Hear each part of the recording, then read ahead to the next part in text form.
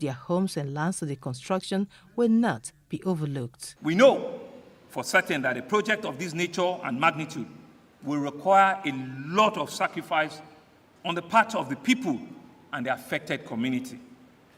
I wish to assure you that we're ready and willing to adequately compensate you for your economic losses and to replace all of your lost assets. Ensuring a smooth and cordial relationship between investors, Badagry Deep Sea Port Limited, and members of the host communities is the next focus for the government. I appreciate the leadership of the host communities for their cooperation with the promoters of the Deep Sea Port project and for allowing peace to reign in the various communities. Undoubtedly, the ultimate winners of this gigantic project are the host communities themselves. The deep sea port is to be located in Gberefu area of Badagry, Lagos State. It covers an area of approximately 1,103 hectares, out of which 623 is dedicated to port activities.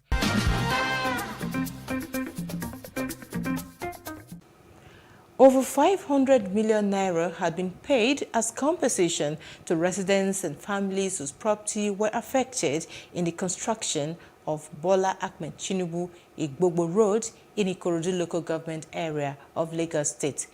Governor Babajide Sanwo-Olu handed over the checks worth 5 million naira to 20 beneficiaries when he paid a walking visit to the area.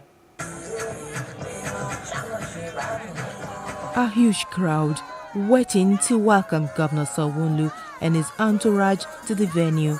Soon, the atmosphere became electrified as the governor arrives.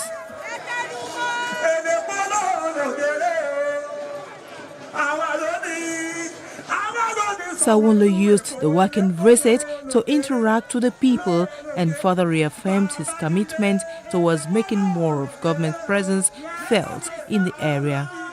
I was at Odogion, the industrial estate, to commission and to hand over the big Kimberly-Clark factory. And on that road, we saw that we needed to fix that Odogion road that burst out onto the express, and we're ready to do it. He also used the opportunity to commission the Ikorodu Youth Center with the hope that this will reduce social vices and take the youth off the streets. Everything we're about is about ensuring that we can take our citizens out of the poverty line. We can produce and engage our youth. We can create for them job opportunities. Chairman of Ikorodu local government, Wasiu Adesina, on behalf of the people, thanked Governor Sanwo-Olu for embarking on developmental projects in the division. I have no doubt stating that your administration has transformed Lagos into economic hub of Nigeria. On the realization of dividend of democracy, your leadership has brought immense progress, not only to Ikorodu, but to Lagos State at large.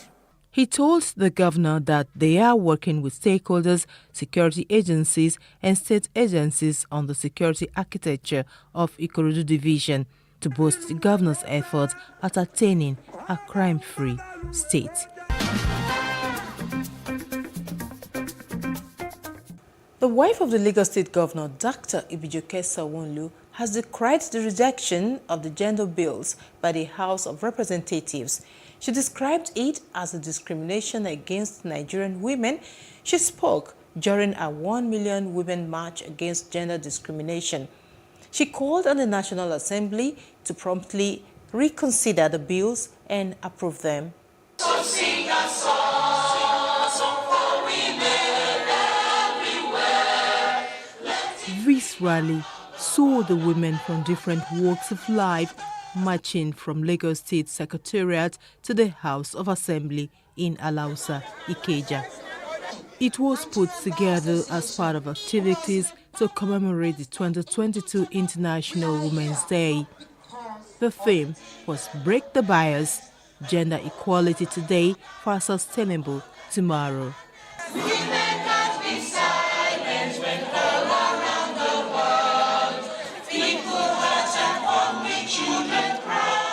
They want immediate passage of all gender bills in the House.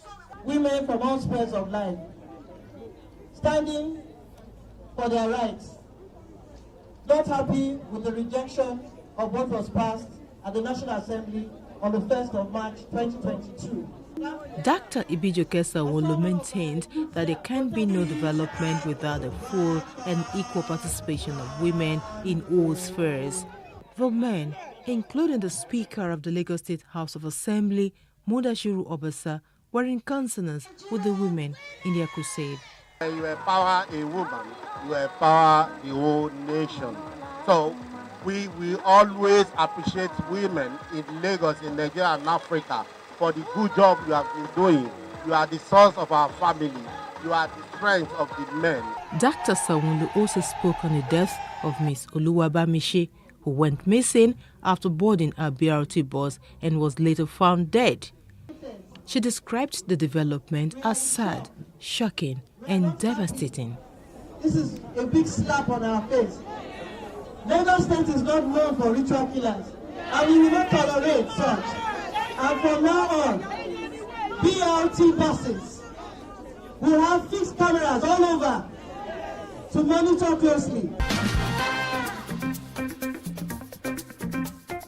The Lagos State government is set to launch a new resident identification card with improved features, according to the General Manager of Lagos State Resident Registration Agency, LASTRA, Dr. Ibilola Kasumu. The new card will allow users board a ride, make purchases, apply for loans, among others. I had a one-on-one interview with the General Manager of LASTRA, Dr. Ibilola Kasumu, for more insights.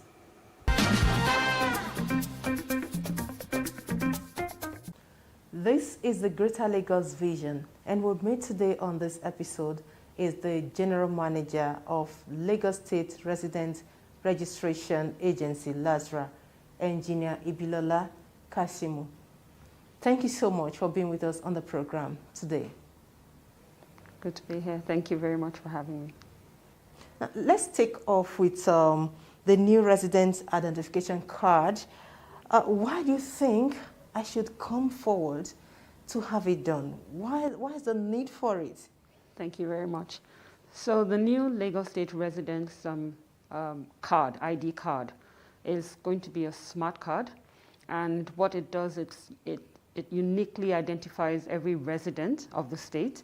And why we're doing this in Lagos State is so that we can plan adequately. So we take your demographic data, that's taking all your bio data, your name, gender, and just identify you and give you a unique identification. And then with that, we can plan resources, how we deploy infrastructure in different areas of the state. So that's basically what it is. Then also, it's not just about planning. Social benefits, welfare benefits, packages that we want to offer the state, discounts for certain identified residents. This will be easier done if we can identify you with this unique identification number. So that's really what this is all about. Like those of us who have had it done in the past, like I have done it, what do I need to do? How do I key into this new process? So by simply visiting our website, which is www.lagosresidents.gov.ng, it's very clear. There's a validation portal where you can go to, and once you click on the validation portal, there's a guideline on how you can update your records. So what we want is for proof of life, we need to know that you're still in existence, one. Number two, you need to update your records because certain information may have changed about you.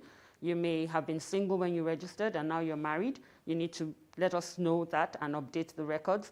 Your address may have changed. So many information about you may have changed, which you need to update before we go ahead to print the new cards. So that the portal is self-explanatory, how you need to go about it. Even if you don't have your current number, that there's a way which you can retrieve your number in order to update your records. But the most important thing is that you must have the original phone number which you registered with because there will be a one-time password, an OTP sent to that number.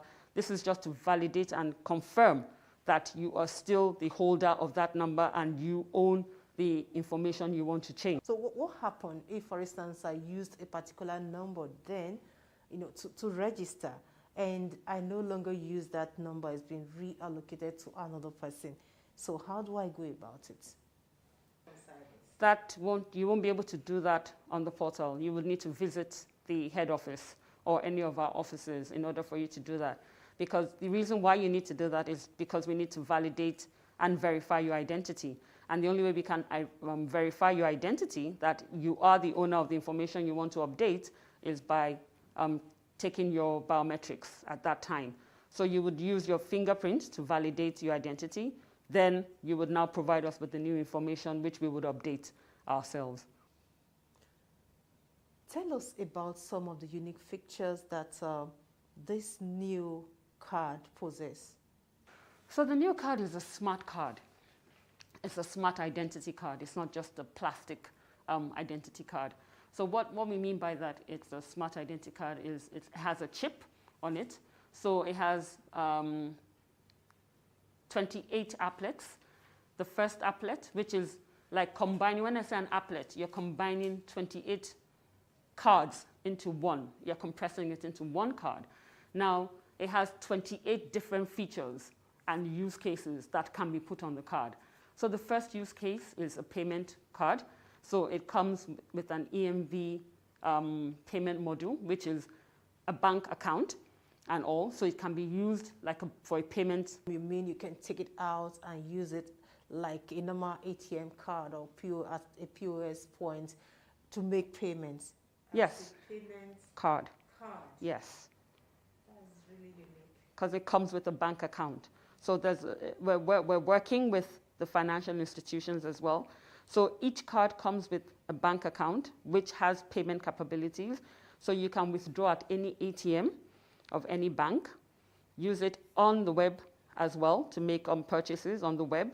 That's one.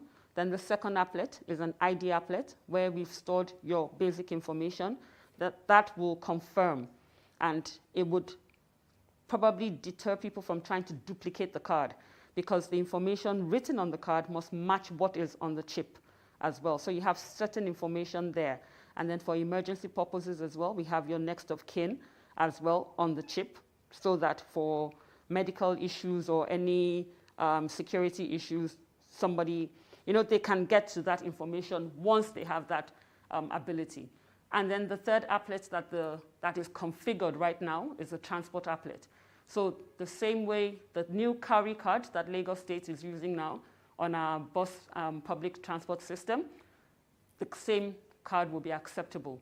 So the Lagos State resident card will be acceptable on the transport system. So on the BRT buses, on the Lagos ferry, and then when the rail starts as well, the card will be acceptable.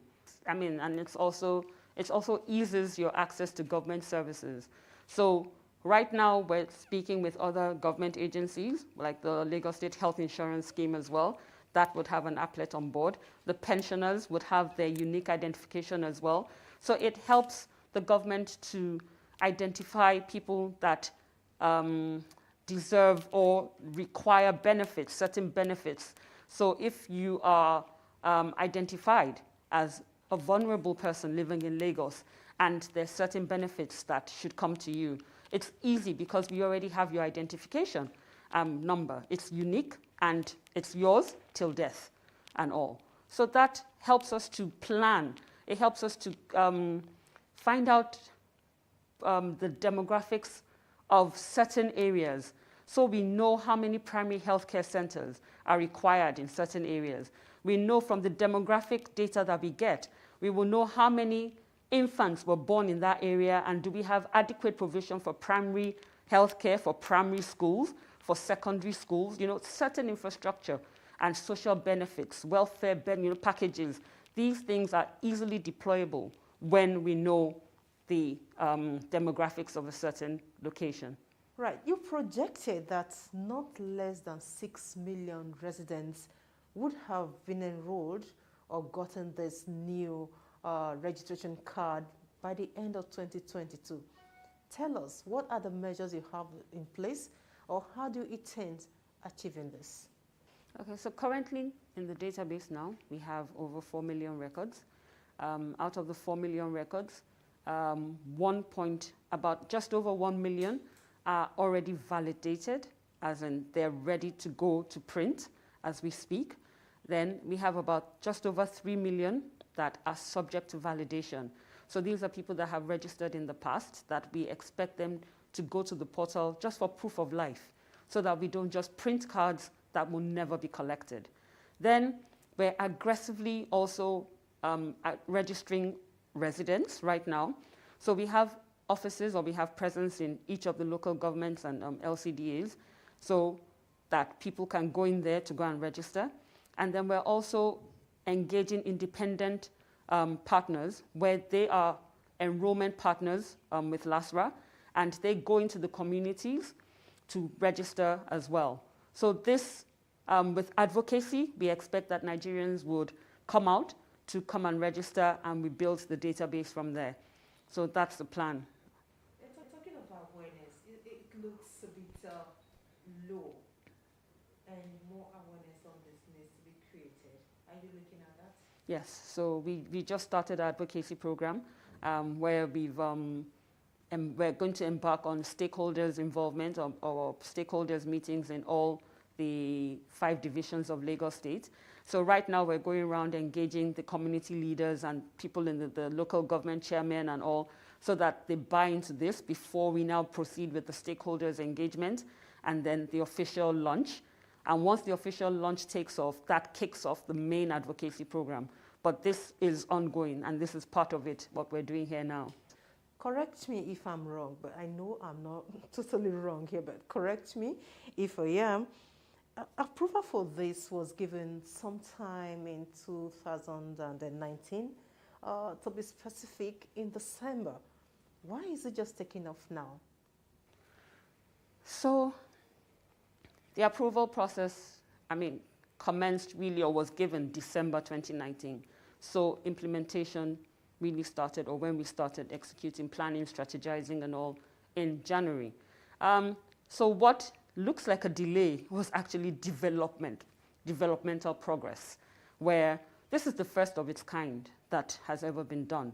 And there's quite a lot of development work that goes into it, where you're kind of condensing 28 cards into one, so that this becomes your one card that you need to function in Lagos State.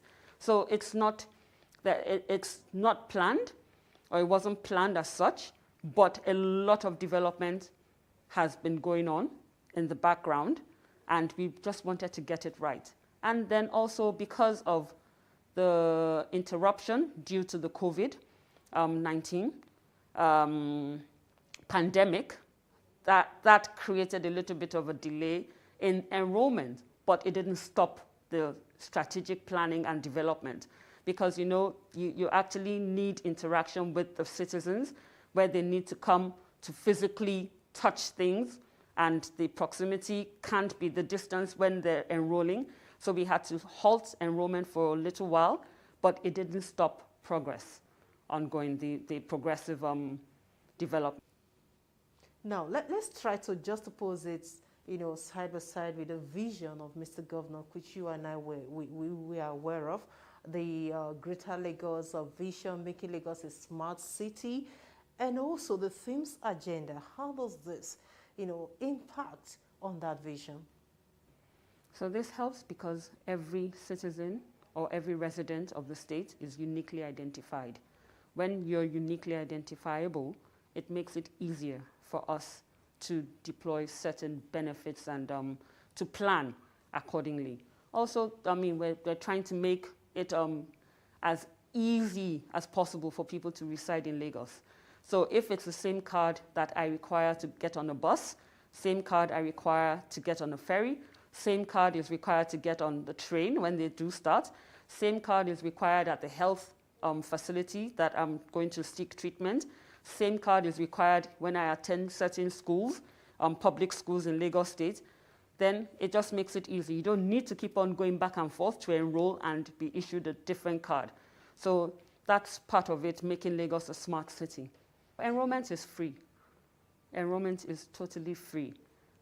But residents are expected, just like when you collect your ATM cards from banks, because it comes with a bank account, you're expected to activate the card with 1,000 naira. That 1,000 naira goes on the card as credit. So it goes in your bank account as credit to you. It's money, it's your money to be spent. But 1,000 naira is required to activate the card.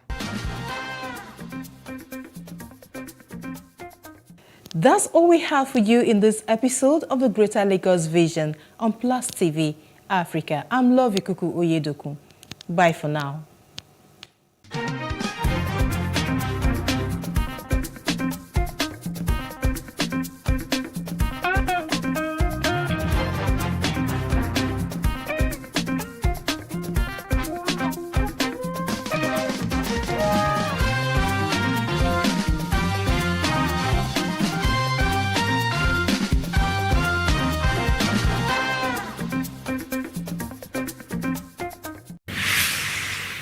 So what are the top decisions that the United States considers necessary that Nigeria must take?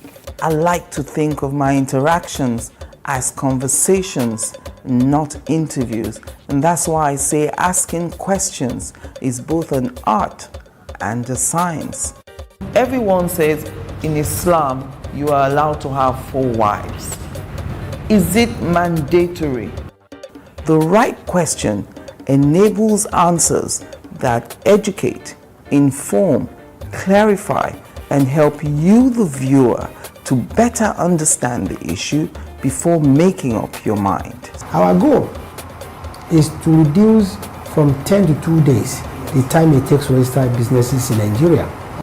Join me every week on this station, Plus TV Africa, and gain exclusive access to my conversations.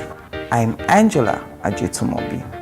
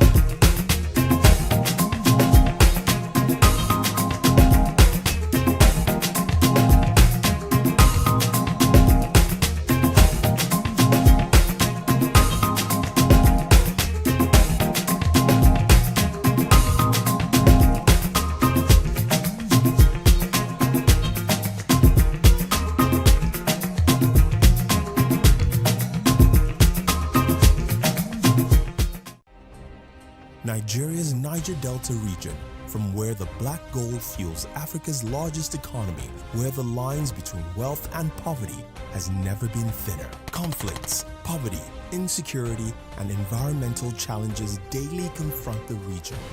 How can the Niger Delta story be changed for the better?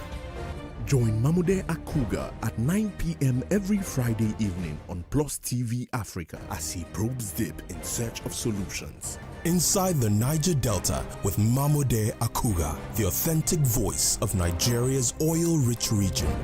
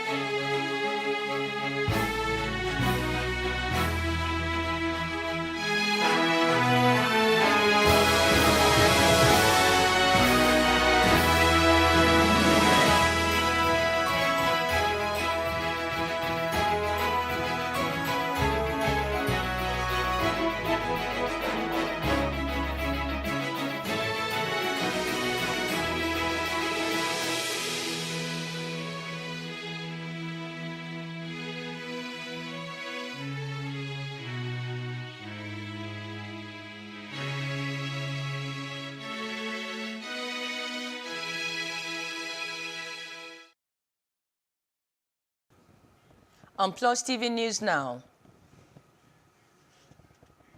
FEC approves 1.4 billion naira to boost electricity nationwide.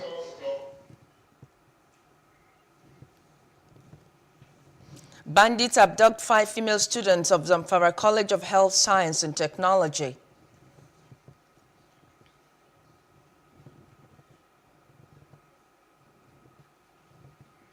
And bus crashes in Egypt, killing 10 people. Good evening. I am Maureen Menong-Wezigwe. This is News Now.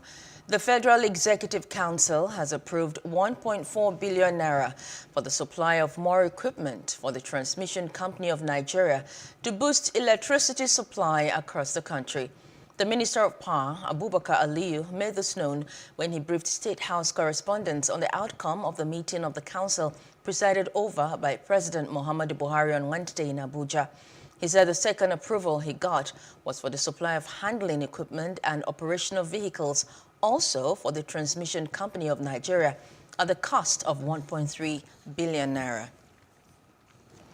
The Senate has confirmed President Muhammadu Buhari's 4 nominees as executive commissioners of the Nigerian Upstream Petroleum Regulatory Commission. The confirmation followed the consideration of a report presented by Senator Patrick Akinyelure of the Committee on Petroleum Resources Upstream at the plenary on Wednesday.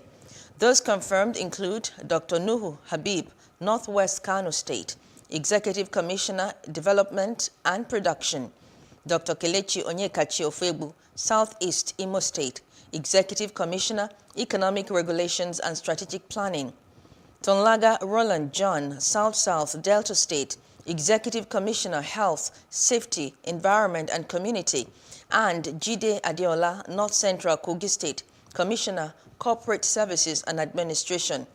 Akinyelure said the nominees are suitable for the positions, describing them as fit and proper persons. Bandits have invaded a residential area in Safi town and abducted 5 students of the College of Health, Science and Technology, Safi, Zamfara State. One of them escaped from the abductors. The provost of the college, Yusuf Idris, who confirmed the incident, said the student sustained injuries and is receiving medical attention at the Safi General Hospital.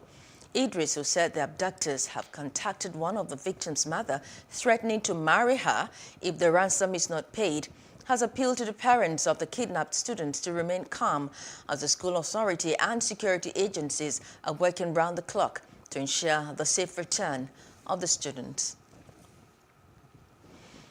As the killings in the country continue unabated, federal lawmakers in the lower chamber say Nigeria is a failed state and are calling for the resignation of the National Security Advisor. This is coming following a double attack in the space of 2 days in Plateau and Benue states, respectively, where many were killed, scores injured, and many homes destroyed. The report.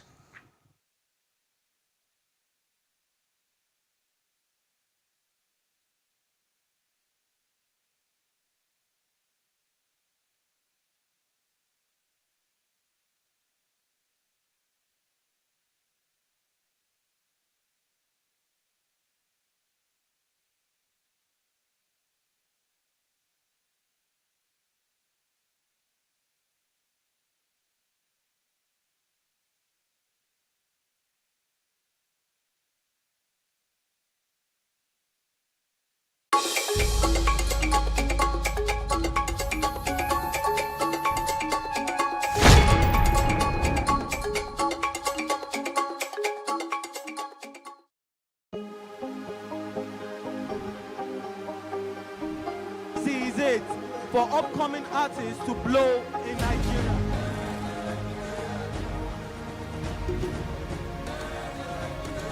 Welcome to Plus Trending. I am Bookie November, your host, saying thank you for joining us on today's episode. Welcome back. It's tea time on PlusTvAfrica. Practice makes perfect. I'm not perfect yet, but I'm a lot better than I used to be. He's a king. He's entitled to marry 100 if he wants to.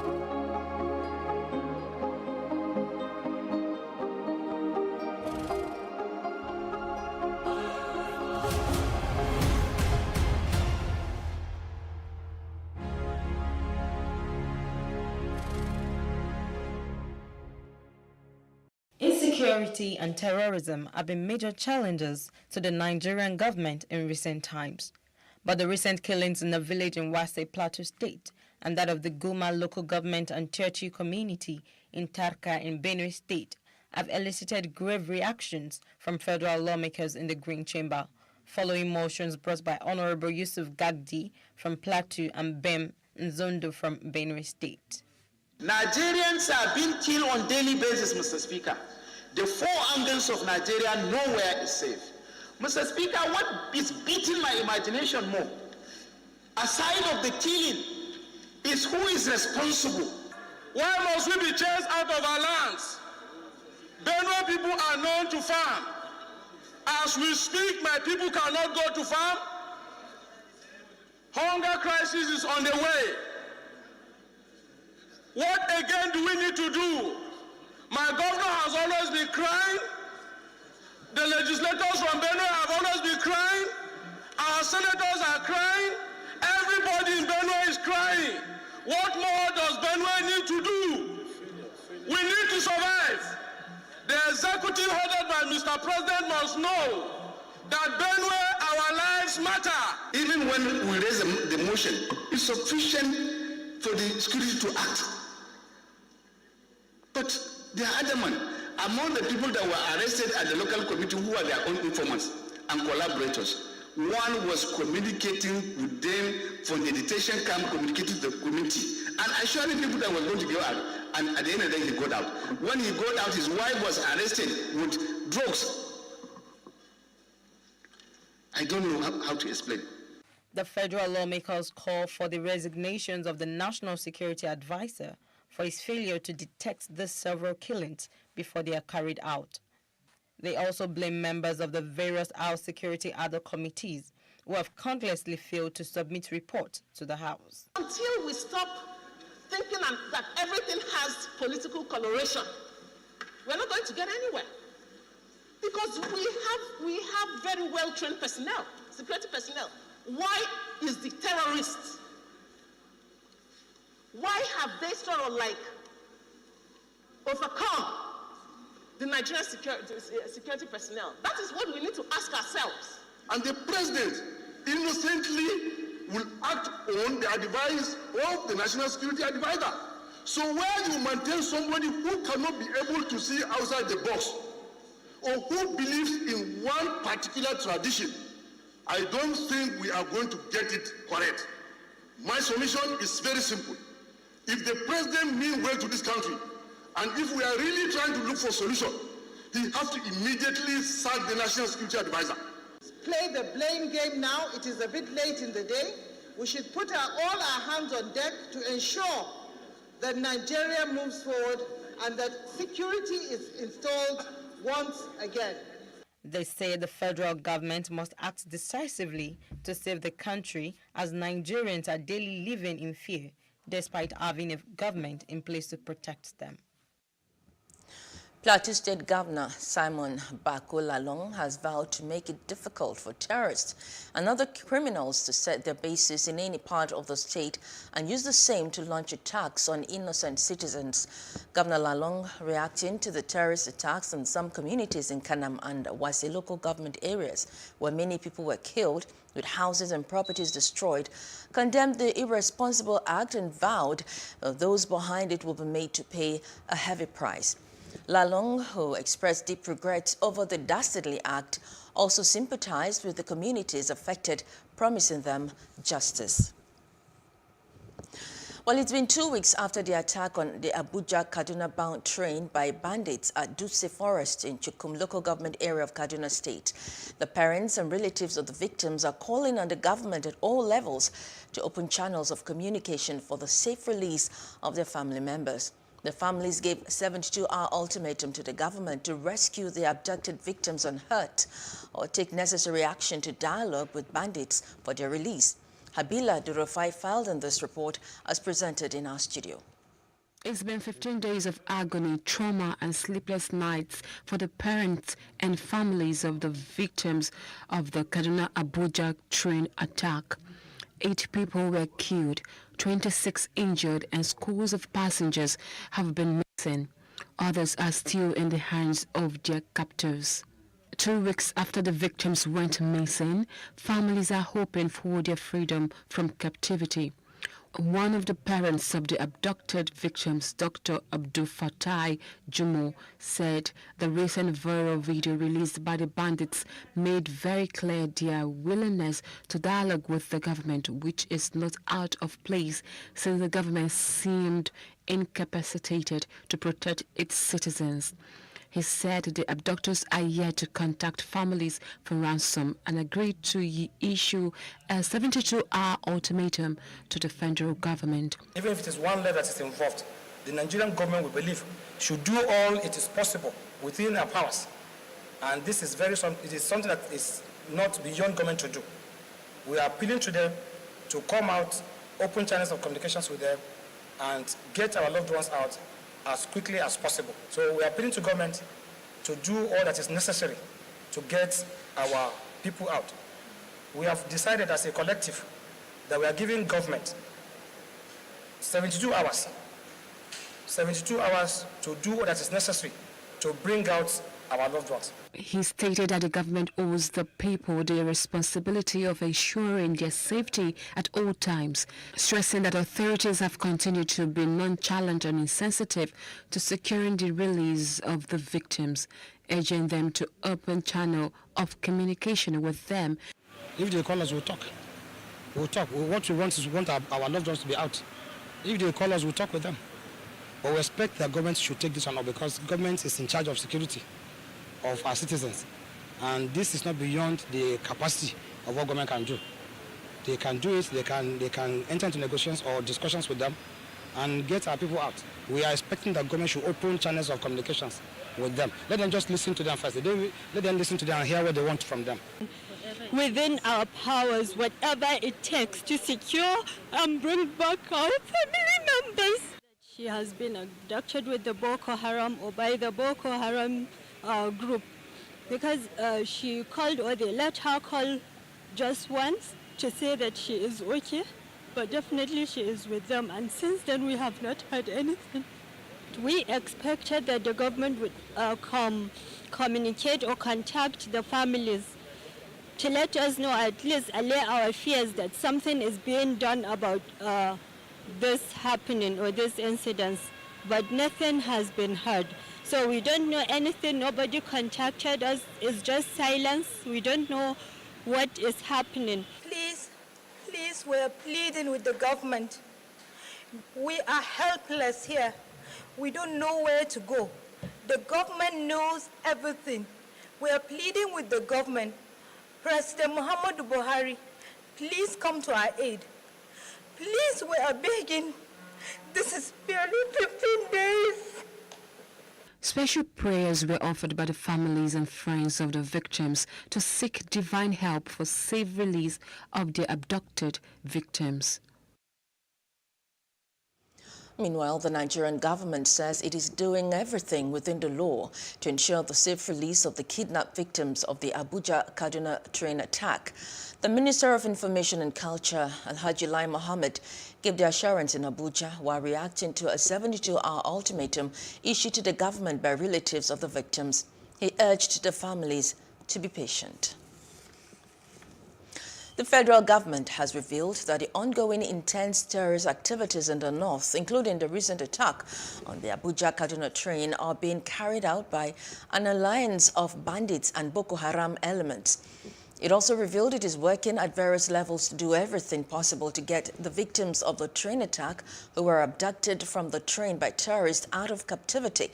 Responding to questions from correspondents after the week's virtual Federal Executive Council meeting, Minister of Defense Major General Bashir Magashi and his information and culture counterpart Lai Mohammed said the government is not folding its arms in the face of the security crisis, but explained that disclosing details of the action plan in the media would be counterproductive. The Nigerian Army headquarters in Lagos 81 Division have paraded 12 imposters who have been using the military uniform to terrorize and extort money from Nigerians in Lagos and Ogun states. Some of the imposters were arrested at different locations while carrying out their illicit activities. Two of whom were military men who had deserted the army. Our correspondent, Paul George, was there. The General Officer commanding 81 Division, Major General Umar Thama Musa, alongside his subordinates, paraded some civilians who have been disturbing the peace of the residents of Lagos and Ogun states. In a press briefing, the Army General said the suspects were arrested by Nigerian Army military police personnel in the two states during an activity tagged Operation Checkmate, an exercise by the Army to checkmate the activities of its personnel on duty. The first group of impostors were 4 in number. They were arrested at Ekenekenem bus stop in Ajah General area of Lagos State based on intelligence. Preliminary investigation revealed that they specialized in mounting roadblocks along Ajah Road to extort money from motorists as well as indulge in illegal duties while dressed in full Nigerian Army uniform. He stated further that Operation Checkmate has arrested over 150 impostors over the last 4 months and that they have been handed over to the Nigerian police. All those arrested will be handed over to Lagos State Police Command for prosecution.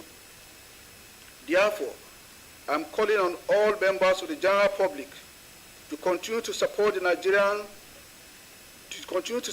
the division's Operation Checkmate by providing information to the nearest Nigerian Army Formation and Unit on any observed illicit acts and crimes being perpetrated by persons in military uniform. When asked why they have decided to engage themselves in the act, this is what the suspects had to say. My brother was a soldier before. Then he was late on Bediguri. So when he was late, I packed out from barracks. So as I packed out from barracks, I did submit the uniform to the Nigerian Army for the unit he was leaving. So I now carry the uniform, keep it from my house. I said that after the wedding I will come back. Although my pass was already ready, I was the number 1 there, but they did not give me the pass, so I just took off on my own, believing that after everything, if I come back, that I'm going to be punished. The only regret I have now is that the time that Army dismissed me, they left me that I should go on my own. Major General Musa, however, advises those who are also nursing the thought of engaging in any kind of illicit act to desist from it, stating that no matter how long it takes, Operation Checkmate. Mishe Ayanwola, who was killed right in the custody of supposed state's protection. Oluwabamishe's case should not be swept under the carpet, as the family is calling for justice. Earlier today, we spoke to the counsel to Oluwabamishe. Here's what he had to say. We rejected the earlier dates by the police for autopsy on the account that it will only be the government, Lagos State government pathologists that will be on hand to conduct pathology on our cadaver. And our own position at that time was that, as far as we are concerned, Lagos State government is an indicted party in this scenario by virtue of vicarious criminal liability, in the sense that the Lagos Bus Services Limited is a private limited company which is a franchisee of a franchise agreement with the Lagos State government. So Lagos State government is a franchisor of the bus rapid transit service offered by the Lagos Bus Services Limited. The next adjourned dates of the matter is now 9th, 10th, and 11th of May before the High Court of Lagos State. So at that level, the trial will commence on those 3 days. Bonding cannot restore life in every way. No matter how much there's no official government position as of today as to compensation. Possibly what you have just said now is a figment of an imagination of an individual. But the position of Lagos government or any other organ of government has not come out to say XYZ amount of money is going to be used for compensation. But as far as we are concerned, it's not just about monetary compensation. There are so many unanswered questions in this case. As part of measures to have a smooth ride in the forthcoming presidential primary election of the All Progressive Congress, the APC, former Lagos State Governor and national leader Bola Tinubu has stepped up efforts to seek the support of lawmakers ahead of the exercise. Plus TV News correspondent Love Ikukoyedoku was there and now reports. It is a meeting of current and past speakers as well as deputies of the 32 States House of Assembly on the platform of the All Progressives Congress, APC, with its national leader, Asiwaju Bola Tinubu. The meeting was a strategic one ahead of the party presidential primary election coming up in May 2023. Addressing the lawmakers, Tinubu urged them to build a united and progressive country and also shared notes on how to improve the nation's democracy. He said the invitation of these critical stakeholders of the APC was to seek their cooperation in a drive to actualize his dream of flying the party's flag come next year's polls. I say I'm not qualified. I say I cannot do it. Again and again. I have can-do attitude and I'm confident. Let's use that leadership quality, vision, mission, and determination. The Lagos State Governor Babajide Sanwo-Olu on his part strongly holds that the APC leader certainly needs the collaborative effort of the legislators to achieve his goal. He urged them to work together to ensure that Nigeria gets a leader with capacity, exposure, and audacity like Bola Tinubu. We know that you are the real foot soldiers. You are the ones that can go to your Halo chamber and pass on this message to all of your House of Assembly members, to all of your former colleagues in the House of Assembly, in our various House of Assembly, to say to them that yes, the man that we're all looking forward to had called all of us into the room, has identified the importance that you, the Conference of Speakers, the House of Assembly members, what you mean to him. Speaker of the Lagos State House of Assembly, Modashiru Obasa, wasn't different in his submission. He said giving the national leader of the APC the chance to lead the country would ensure an even distribution of the dividends of democracy to Nigerians. And I think it's all about our interest, a kind of interest that we strongly believe will serve the people of Nigeria, which we believe can take us to that El Dorado we have been talking about. The event, which was hosted by the Speaker of the Lagos State House of Assembly, Modashiru Obasa, at Ikeja, was tagged Retrospecting Democracy Journey in Nigeria. From Lagos, Love Ikuku Oyedoku, Plus TV News. Adamawa State Governor Umaru Fintiri has formally agreed to the clarion call by groups and originations to vie for the governorship ticket of the People's Democratic Party, the PDP, to enable him to seek re-election for a second term. Over 40 non-governmental groups had last week purchased and presented the nomination forms to the governor at the Government House. Plus TV correspondent in Yola, Ibrahim Abubakar, has the report presented in our studio. Umaru Fintiri, shortly after the inauguration of the newly elected chairman of all the 21 local government area councils in the state, said that it is no longer news that the nomination forms for the Adamawa gubernatorial race of the People's Democratic Party have been picked for him, having done so much for the people. It is no longer news that the nomination form for Adamawa gubernatorial race and for our party has been picked for me. Because we have done so much and there is more to be done to better the lot of our people and our dear state. Because we have built a trusting relationship between the electorates, majority of whom are the masses, where our support is live, because our party needs to continue on the path of victory. After a very wide consultation within our great party and outside it, within the state and outside it, with my family, friends, assistants and leaders, I wish to inform you that I have accepted once again to stand for the endorsement of our great party, the PDP, to carry its flag in 2023. In the same vein, former governor of the state, Umaru Jibrila Bindo, has also formally declared his intentions to vie for the governorship ticket of the All Progressive Congress, APC, in the state. Senator Mohammed Umaru Jibrila,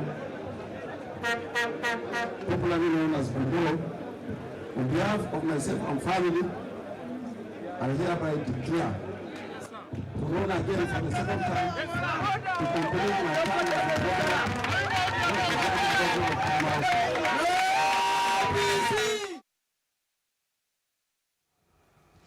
Rivers State governorship aspirants on the platform of the All Progressive Congress, the APC, in the 2023 election have resolved to zone the seat to the Riverine Ijo area of the state.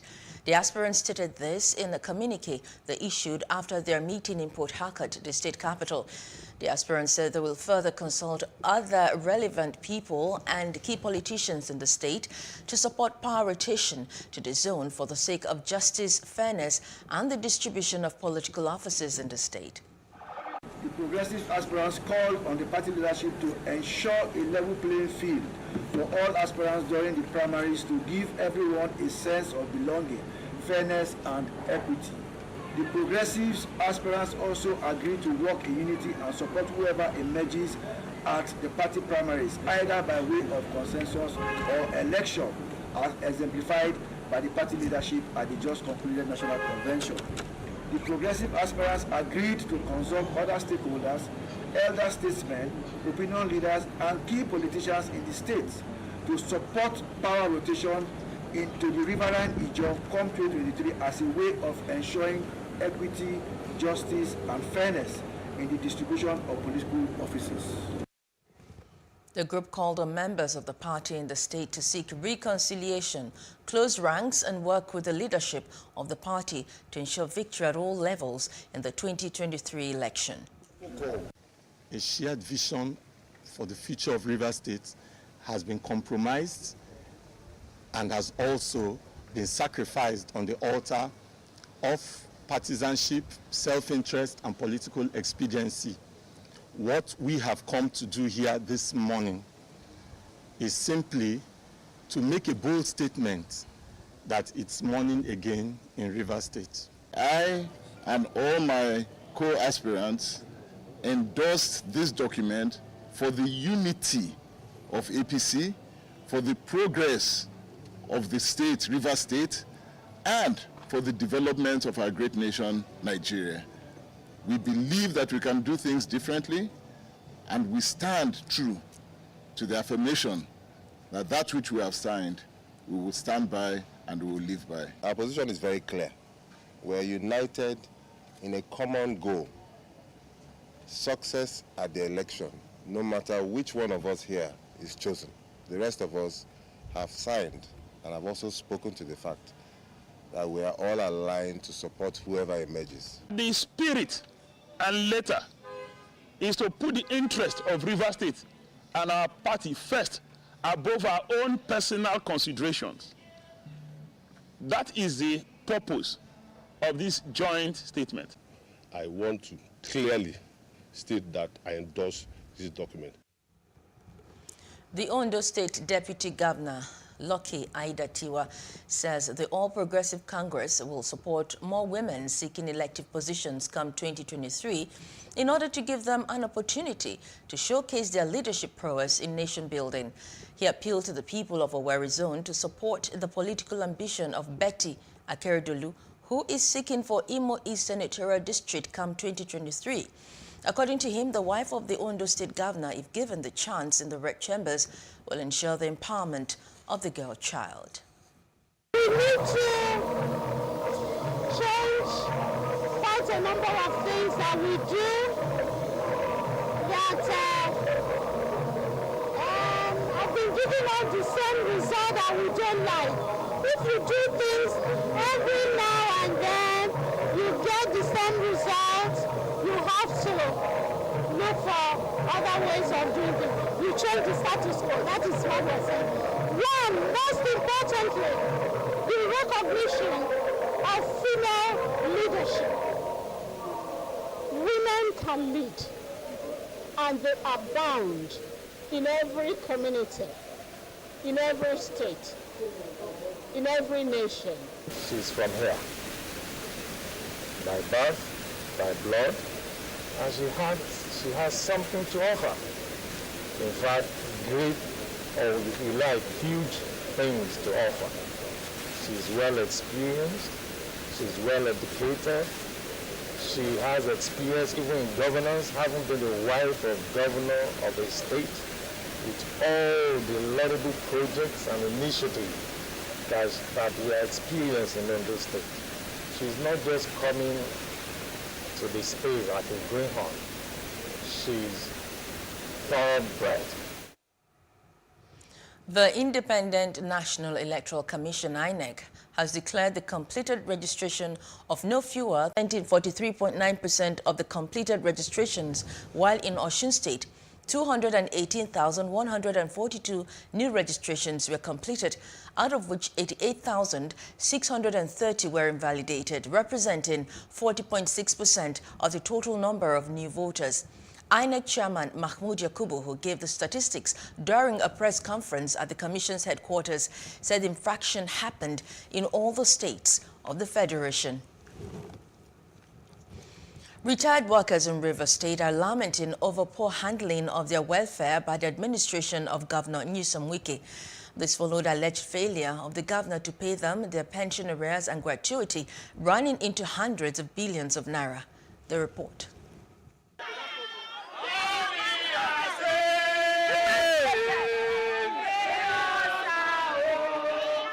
The Rivers State Coordinator of Pensioners, Loki IT, who spoke to newsmen in Port Harcourt, expressed concern that many of them have died.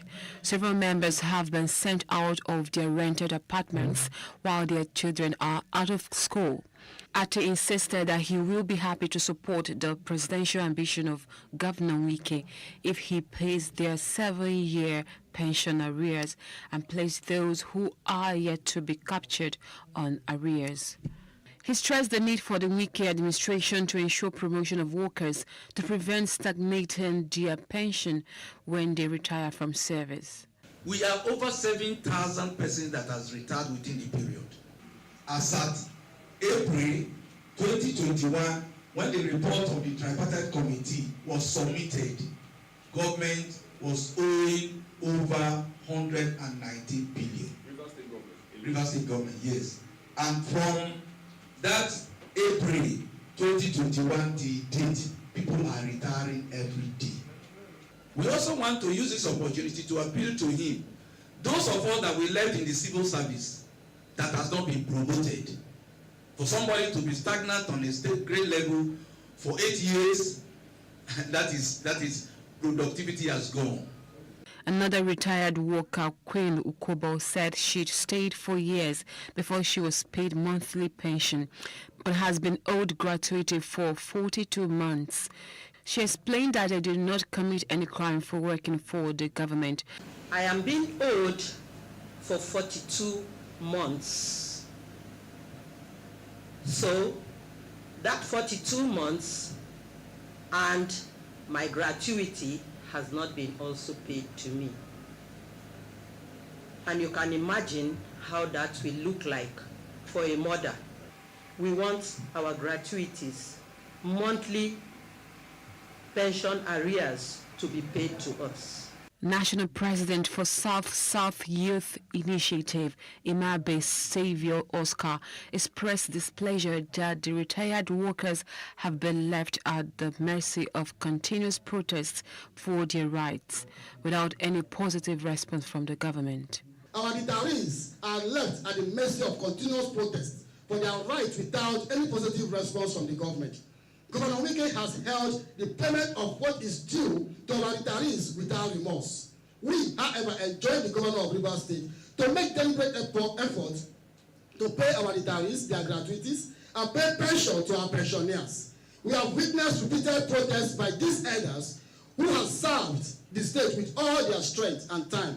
It is painful that we still see this class of people on the street demanding for what belongs to them that would have been paid as is. Saviour Oscar also accused the Wike administration of allowing agriculture, entrepreneurial and other ideas of the past administration like massive banana plantation in entire local government area, Bogoma fish farm and Songhai farms that would have improved the economy of the state to rot away.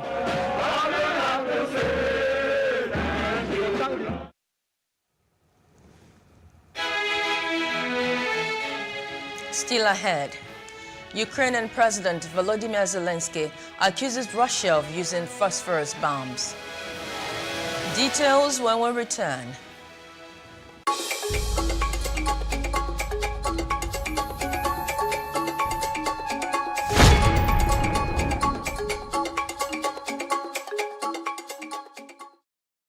Creative Industry Power presents one event, 4 locations, 7 days, 10 countries, 168 hours of fun in the city of Lagos. It's the Creative Industry Festival, C-Fest, from the 1st of May to the 7th of May, 2022.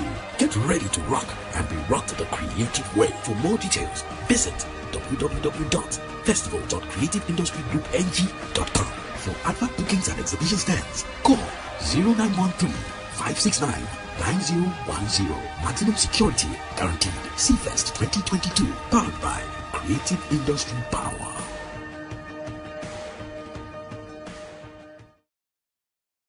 Supported by PlusTvAfrica.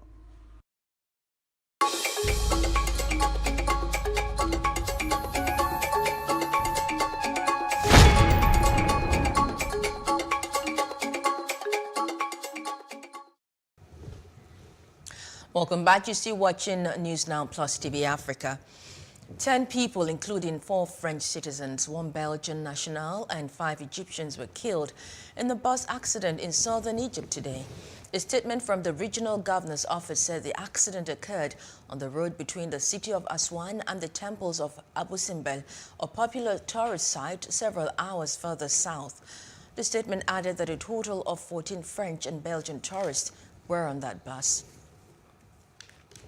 Côte d'Ivoire's Prime Minister Patrick Achi has tabled his resignation and that of his government, saying it followed President Alassane Ouattara's plan for a slimmed-down cabinet. Ivory Coast's President Alassane Ouattara has said he will name a slimmed-down government next week, following the resignation of his Prime Minister. Patrick Achi tabled his resignation and that of his government on Wednesday. At a cabinet meeting, he said the decision followed Ouattara's intention to reshuffle government.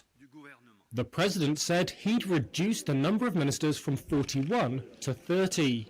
A slimmer cabinet, Ouattara said, will be more efficient and in tune with the global economic climate. Ashi, who was appointed in March last year, was not immediately available for comment. Ouattara has not specified which ministerial positions will be cut. South African President Cyril Ramaphosa has pledged to help the victims of the devastating East Coast floods as the death toll rose to 259 from heavy rains that washed out roads and disrupted shipping in one of Africa's busiest ports. Ramaphosa visited families who had lost loved ones in KwaZulu-Natal province, including a family with 4 children, after floods and mudslides ravaged their homes on Tuesday. Africa's southeastern coast is on the front line of seaborne weather systems that scientists believe global warming is making nastier and predict will get worse in decades to come. And the United Nations Children's Fund has warned that the Horn of Africa is on the brink of the worst drought in decades, decimating livestock, patching landscapes, and triggering widespread displacement. UNICEF's Regional Director for Southern and Eastern Africa, Mohamed Fall, today visited Higlo Camp for displaced people in Ethiopia's Somali region and said that about 20 million people face starvation in Kenya, Somalia, and Ethiopia. According to Fall, insurgencies in Ethiopia and Somalia have also deepened food insecurity. Unfortunately, we are facing the same situation in the entire Horn of Africa. I think for the moment in the region I'm following through, you have Ethiopia, you have Somalia, you have northern part of Kenya, and we are talking about around 20 million people whose life are now threatened by food insecurity, probably high level of malnutrition, severe lack of water, loss of all the livelihood, loss of livestock, population movement across border. It become one of the most important humanitarian crises. This drought is the worst drought that we have seen for the last 20 years. It affected the whole community, especially children's, especially the under 5 children. So we are getting here a lot of malnourished children, more than the children that we have seen 6 months ago. You know, the number of admissions have increased. Ukrainian President Volodymyr Zelensky has accused Russia of using prohibited phosphorus bombs against civilian targets in Ukraine. Addressing the Estonian parliament via video conference, Zelensky repeated his call for an oil and gas embargo against Russia at the EU level while expressing gratitude to Tallinn for its initiative to stop the consumption of Russian energy. Chemical weapons production, use and stockpiling are banned under the 1997 Chemical Weapons Convention. In another development, U.S. President Joe Biden's administration is expected to announce as soon as possible another $750 million in military assistance for Ukraine for its fight against Russian forces. U.S. officials say that the equipment will be funded using the Presidential Drawdown Authority, or PDA, in which the president can authorize the transfer of articles and services from U.S. stocks without congressional approval in response to an emergency. A senior congressional aide said that the equipment to be announced will likely include heavy ground artillery systems to Ukraine, including howitzers. The Palestinian Health Ministry has said that a Palestinian man identified as Hassan Asaf, aged 34, was killed and dozens were injured in clashes with Israeli forces in the occupied West Bank. According to the ministry, 11 Palestinians were transferred to Hafidia Hospital after they were shot by Israeli soldiers during the violence. Israeli military spokesman Achie Adrei said that army forces have launched an arrest campaign in the West Bank.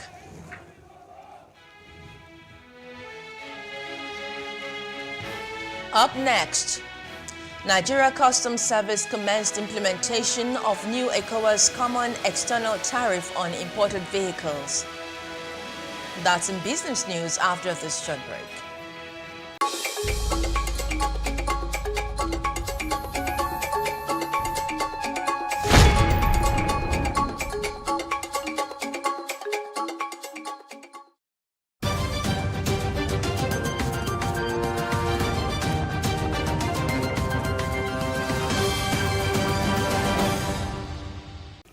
And in business news, the Nigeria Customs Service (NCS) has commenced the implementation of the new version of the Economic Community of West African States (ECOWAS) Common External Tariff (CET) 2022 to 2026 on imported vehicles. According to the NCS, the migration from the old CET 2017 to 2021 to the new version, which is in line with the World Customs Organization WCO, takes immediate effect.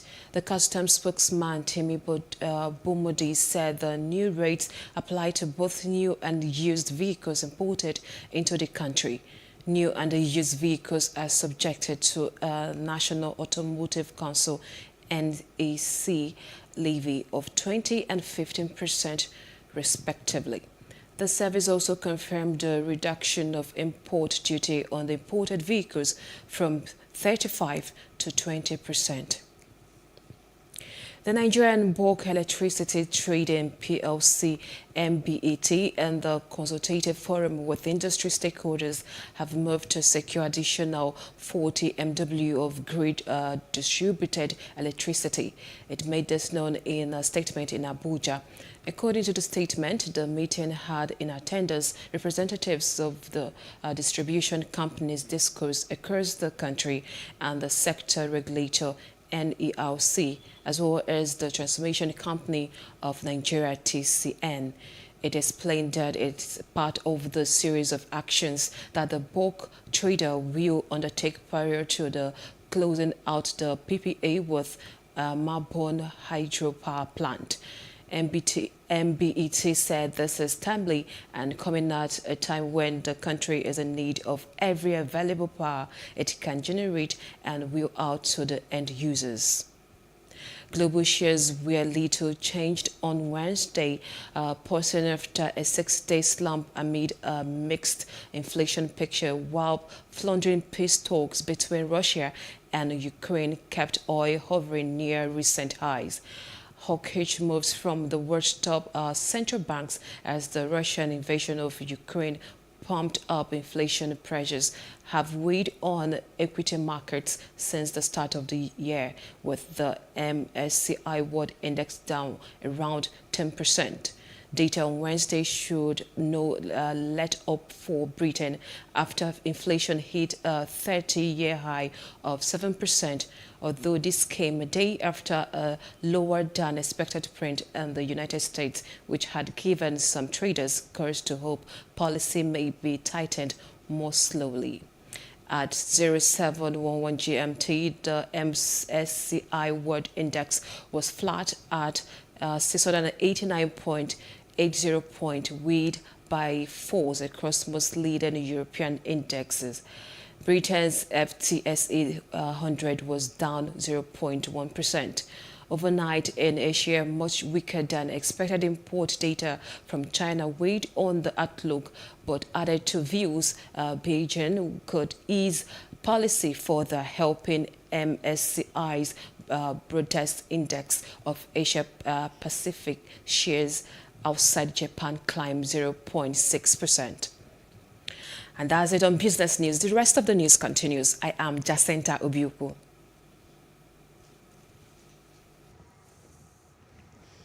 And entertainment news is up next. J Balvin has been forced to put his 2022 tour until being worked through with his incredible team.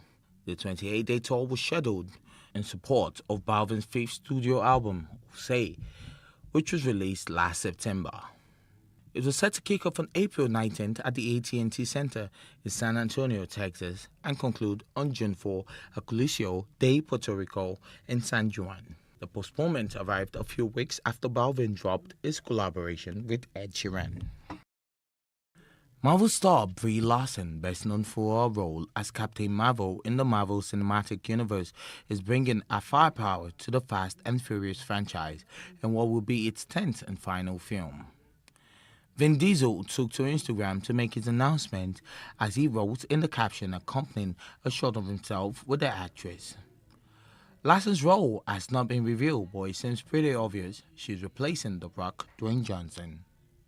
Recall back in November last year, Diesel publicly called out the former WWE star to reprise the role as Lucas Hobbs, who appeared in the F5 Down to 8, including the spin-off Hobbs and Shaw, to return to the 10th and final installment. The United Nations Children's Fund, UNICEF, has withdrawn its calm alert against Nollywood actress Nkechi Blessing's ex-husband and politician Okoyemi David Falegon. Falegon had claimed to be on a fundraising drive for the people of Ukraine and his charity organization ODF Foundation in collaboration with UNICEF on his Instagram page. The Nigerian arm of the organization thereafter debunked the claim. In response, Falegon has threatened a lawsuit against UNICEF over the allegation. He also described UNICEF's calm alert as gross irresponsibility, which he said would be lawfully handled. And the very best in sports is next.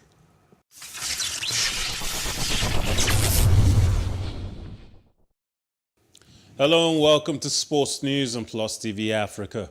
Tijani Babangida, president of the Professional Footballers Association of Nigeria, PFAN, a former Ajax and Super Eagles winger, has called for the restructuring of the Nigeria Football Federation, NFF, Executive Committee ahead of the September board election. In a statement issued on Tuesday in Lagos, Babangida stated the restructuring will make the NFF board more inclusive. Equal representation on the NFF board, according to Babangida, would promote justice, peace, equity, and fair play. The current structure of the NFF board is deficient on many fronts. The current structure, dominated by the chairman of the state football associations to the detriment of other important stakeholders, does not portray the game of football as the most democratic game in the world. The board, dominated by the State Football Association chairman, has its roots in the faulty nature of the composition and distribution of votes. There is no doubt that the current structure of the Congress and the board has continuously promoted and encouraged election malpractices, such as votes buying, he said. Now, the Brooklyn Nets defeated the Cleveland Cavaliers 115-108 in the NBA play-in tournament, thanks to the 59 points from Kyrie Irving and Kevin Durant. After taking a 20-point lead at the end of the first quarter, the Nets never looked back. With a win, the Nets secured the 7th seed in the Eastern Conference and a first-round playoff matchup against the Boston Celtics.